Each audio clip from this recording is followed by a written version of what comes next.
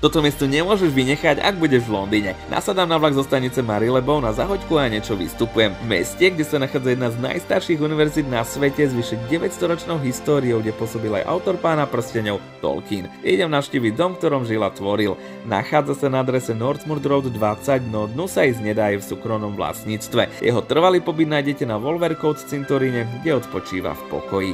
Cestou ma obklopujú úchvatné domy, v ktorých sa nachádzajú rôzne kolegia či katedry. Mať školu v takýchto priestoroch, tak asi tam chodím rád.